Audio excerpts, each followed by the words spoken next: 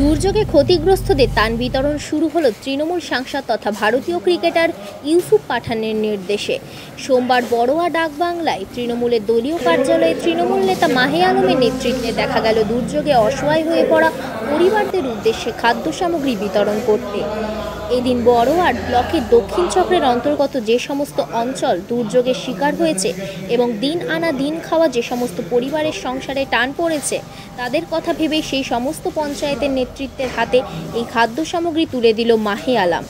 আগামী দিনে এই দুর্যোগ ক্ষতিগ্রস্ত প্রতিটি পরিবারের সঙ্গে দেখা করে তাদের সমস্ত অসুবিধা খতিয়ে দেখবে এবং যথাযথ ব্যবস্থা নেওয়া হবে বলে আশ্বাস দিয়েছেন বড়োয়ার তৃণমূল নেতা মাহে আলম। আপনারা জানেন যে দীর্ঘ কয়েকদিন ধরে লাগাতার বৃষ্টির কারণে এই যে দুর্যোগ, এক প্রকারের দুর্যোগ বললেই চলে, এই দুর্যোগ চলছে।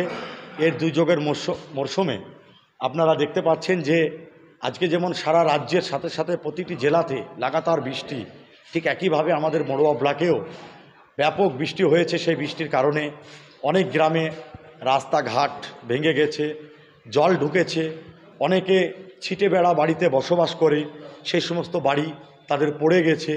সেই সমস্ত মানুষের জন্য, যারা দুস্থ মানুষ, যারা গরিব মানুষ, যারা দিন আনে দিন খায়, যাদের দেখার কোনো লোক নেই, আমরা আমাদের পার্টির তরফ থেকে আমাদের সম্মানীয় জেলা সভাপতি শ্রী অপূর্ব সরকারের নির্দেশে এবং আমাদের এমপি আমাদের নেতা ইউসুফ পাঠানজির নির্দেশে আমরা এই বড়োয়া ব্লকের এলাকার দুস্থ গরিব মানুষ, যারা দিন আনে দিন খায়, যারা ভিক্ষাও করে বেড়ায়, দেখতে পারেন আপনারা রাস্তায় অনেকে ভিক্ষা করে বেড়ায়, তারা আজ 3 দিন থেকে ভিক্ষা পর্যন্ত করতে বেরোতে পারেনি জলের কারণে। আমরা সেই সমস্ত মানুষের পাশে আমরা বড়োয়া ব্লক তৃণমূল কংগ্রেসের পক্ষ থেকে, আমাদের পার্টির তরফ থেকে, আমাদের জেলা নেতৃত্বের তরফ থেকে আমরা সেই সমস্ত মানুষের হাতে কিছু আমরা ত্রাণ সামগ্রী জিনিস, তার মধ্যে চাল, ডাল, আলু, এই সমস্ত কিছু সামগ্রীও আমরা মানুষের কাছে, সেগুলো আমরা এই সমস্ত মানুষদেরকে আমরা তাদের হাতে তুলে দেব এলাকাতে যেয়ে।